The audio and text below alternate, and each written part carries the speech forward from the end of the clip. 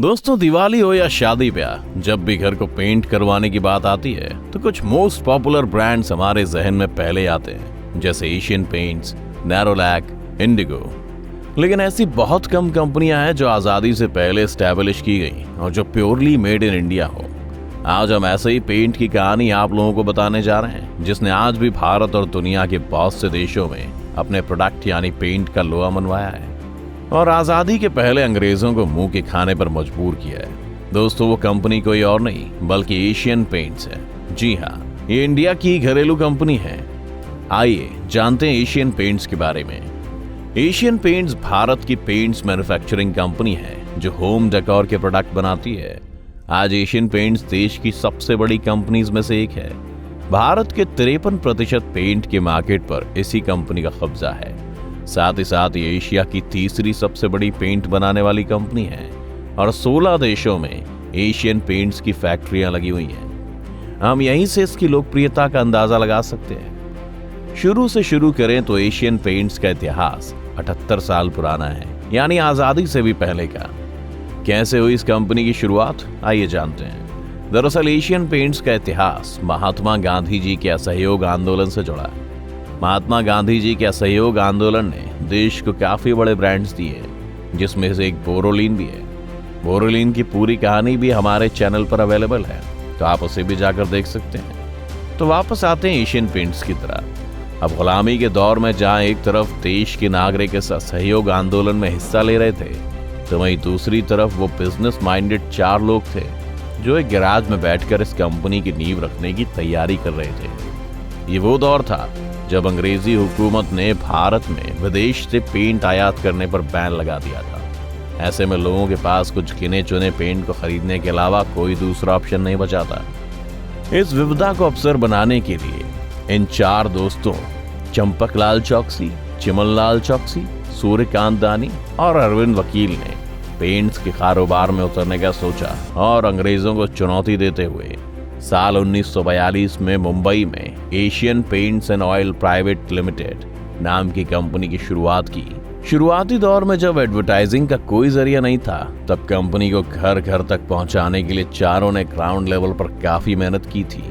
उन्होंने लोकल लोगों से कांटेक्ट कर उन्हें अपनी कंपनी के पेंट के छोटे पाउच बेचने के लिए इनकरेज किया और ये छोटे छोटे पैकेट्स काफी बड़े काम कर गए।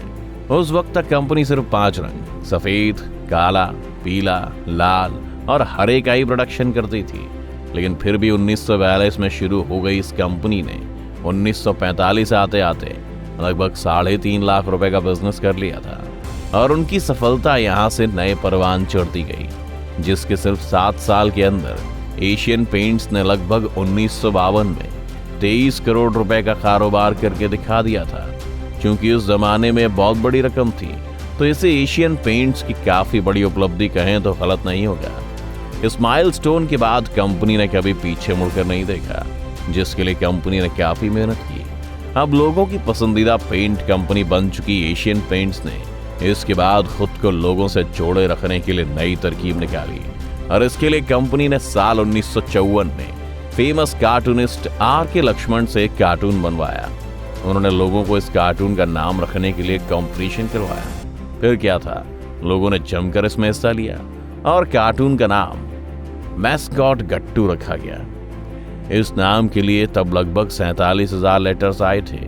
साथ ही साथ इसे जीतने वाले को 500 रुपए का इनाम भी दिया गया।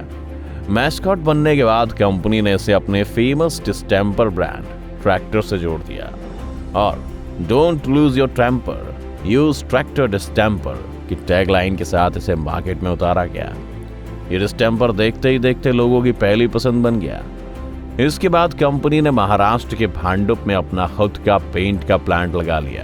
अब भारत में तो हमने एशियन पेंट्स का सफर देख लिया, आइए जानते हैं विदेशों में कैसा रहा इसका सफर। एशियन पेंट्स ने 1957 से 67 के बीच में कई विदेशी कंपनियों के साथ काम किया था, जिसके बाद लगातार मिल रही सफलता से कंपनी ने 1967 में फिजी में पहला विदेशी प्लांट लगाया और इस तरह ये पेंट कंपनी धीरे धीरे मुंबई की गलियों से निकलकर आज दुनिया भर में फेमस हो रही है। आज एशियन पेंट्स हजारों कलम, थीम, टेक्सचर और शेड के पेंट्स का बिजनेस कर रही है। इसमें किफ़ायती से लेकर महंगे पेंट्स तक शामिल हैं। एक्सटीरियर से लेकर इंटीरियर तक, दीवार से लेकर लकड़ी तक का पेंट कंपनी बनाती है। यही नहीं, इसने दूसरे बिजनेस में भी हाथ आजमाया है। बाथरूम फिटिंग और किचन फिटिंग्स उन्हीं में से एक है। एशियन पेंट्स भारत के सबसे सफल बिजनेस में से एक है और इसकी सफलता का राज है वक्त के साथ चलना। इसने पेंट की क्वालिटी के साथ साथ मार्केट में ट्रेंड पर भी अपनी मजबूत पकड़ बनाए रखी।